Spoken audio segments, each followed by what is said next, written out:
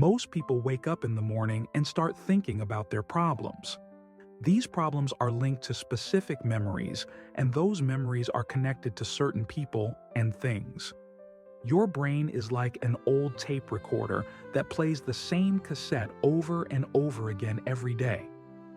If your brain is a record of the past, then from the moment you begin your day, you are already thinking and living in the past. Every memory you have is associated with an emotion, and emotions are the end result of past experiences. So, as soon as you recall your problems, you suddenly feel unhappy, sad, or in pain. How you think and feel shapes your state of being, or, in other words, your character. If your entire state of being is based on the past when you start your day, that means your past will, sooner or later, become your future. For example, something that happened yesterday made you angry. Today, you wake up, think about it, and feel angry again. If you keep doing this for 2 days, people will think you're having a bad day. Keep doing it for a week, and they'll think you're in a bad mood. If you continue, soon anger will become part of your character, and you will be known as someone who is always angry. As you can see, your thoughts are connected to your destiny. This means if you keep thinking about the past, you'll keep recreating the same life without realizing it. You keep creating a life you don't even like. Here's how it usually happens. You wake up and grab your phone. You check Instagram, WhatsApp, read some emails or messages, and then check the news. Now, you feel deeply connected to everything familiar in your life. After that, you go through a series of routine behaviors. You get out of bed on the same side, go to the bathroom, get your coffee in your favorite cup, take a shower, get dressed, and take the same bus or drive to work the same way. Finally, you get to work and see the same people who push the same emotional buttons. When the workday is done, you rush home to do the same things all over again tomorrow. This becomes your routine, and routines work like a computer program. Now, you've lost your free will to a program. It's no longer you running the show, but the subconscious program. By the time we're 35, 95% of who we are is a memorized set of behaviors, emotional reactions, unconscious habits, attitudes, beliefs, and perceptions that function like a program. So, even if you consciously say, I want to be healthy, I want to be happy, I want to be free, your body is running a different program. You are pitting the 5% of your conscious mind against the 95% of your subconscious mind. It's like putting an average person up against an Olympic-level powerlifter in a weightlifting competition. No wonder you can't make changes and keep falling back into the old program, creating the same life. So, how do you begin to make changes? You must get beyond the analytical mind. The analytical mind separates the conscious mind from the subconscious mind, and that's where meditation comes in. Through meditation, you can learn how to change your brain waves and slow them down. When you do this correctly, you can enter the operating system where you can begin to make fundamental changes. Most people wait for a crisis, trauma, disease, or diagnosis to begin changing. Joe Dispenza's message is simple. Why wait for something negative to happen? You can learn and change in a state of pain and suffering, or you can learn and change in a state of joy and inspiration. Most people live 70% of their lives in survival mode, always living in stress and anticipating the worst-case scenario based on past experiences. They literally choose the negative outcomes out of infinite possibilities.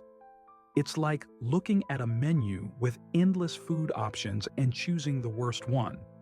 This happens every time you recall a negative event. You trigger the same chemistry in your brain and body as if the event is happening right now. You send the same emotional signals to your body, which doesn't know the difference between past and present. When it's time to release that negative emotion, many people say, I really want to change, but the body is stronger than the mind. The body has been conditioned for years to feel negative emotions. It was once the servant, but now it has become the master. When you decide to change and step into the unknown, your body doesn't like it. It would rather feel guilt and suffering because that feels familiar and predictable. The unknown is a scary place for the body, and it will do everything it can to prevent you from stepping into it. This is why, when you start meditating, suddenly your nose starts itching, you remember some important task, or you get a memory from 20 years ago. This is your body saying, "Come on, give up and go back to your old miserable life."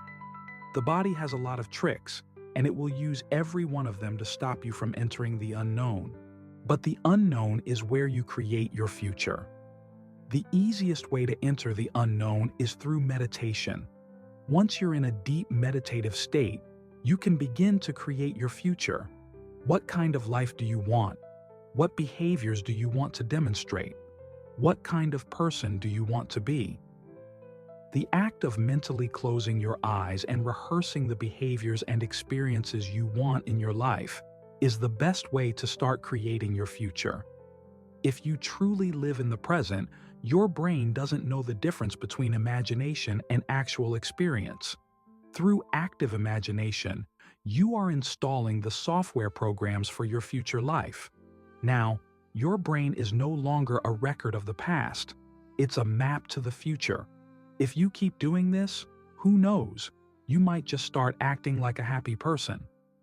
The hardest part is teaching your body emotionally what the future will feel like ahead of the actual experience. Simply imagining it isn't enough. You need to emotionally feel it in your body. If thoughts are the language of the brain, then feelings are the language of the body. It's through feelings and emotions that your body understands what your mind is telling you. If you don't feel anything, it means your body isn't receiving the signal. It's like your modem is working, but you've turned off Wi-Fi on your phone. The moment you start feeling the emotions of your thoughts, you're connected to the internet and can begin downloading your future life. This means you no longer need to wait for success to feel successful, or for wealth to feel abundant, or for a new relationship to feel love. According to the quantum model of reality, the moment you start feeling abundant and worthy, you begin generating wealth. The moment you start feeling it, you're stepping into your future. Now, you're becoming the creator of your future. You're no longer living as a victim, blaming people or experiences for your current state. Unfortunately, many people today are victims of their own negative thoughts from the past. Most don't realize it. But here's the thing about thoughts. Just because you have a thought, it doesn't mean it's true. Let me repeat. Just because you have a thought, it doesn't mean you should act on it. On average, you think 60,000 to 70,000 thoughts every day, and 90% of those thoughts are the same as the day before. If your thoughts are tied to your destiny, then your life won't change much because the same thoughts lead to the same choices. The same choices lead to the same behaviors, and the same behaviors create the same experiences. Those experiences generate the same emotions. That's why it's so important to meditate, so you can become more aware of how you think, act, and feel. The more conscious you are, the less likely an unwanted thought will slip by unnoticed. The word meditation means to become familiar with. As you become familiar with the thoughts, behaviors, and emotions of your old self, you no longer let them influence you. Instead, you begin thinking new thoughts and conditioning your body into a new emotional state. If you do this long enough, this new emotional state will become familiar to you. Creating a new self is like creating a new garden. First, you need to remove the weeds and rocks. Then, pull out the plants from last year, prepare the soil, and only then can you start planting. Meditation works the same way. You're preparing the garden. It's not easy work. Training your body to sit down and meditate is like training a wild animal or a dog. You tell it to sit, but it runs away. So you catch it and bring it back. It runs away again and you catch it again. The moment you start meditating, your body says, "Hey, it's 8 a.m. You usually check emails and get angry at this time. But here you are, doing nothing. You're off schedule. For years you've been angry at this time, but now you're going to change just like that? So, the body starts sending signals, looking for the familiar chemical state, even if it's toxic. Every time you become aware of what your body is doing and bring your attention to the present moment, you're telling your body it's no longer the mind.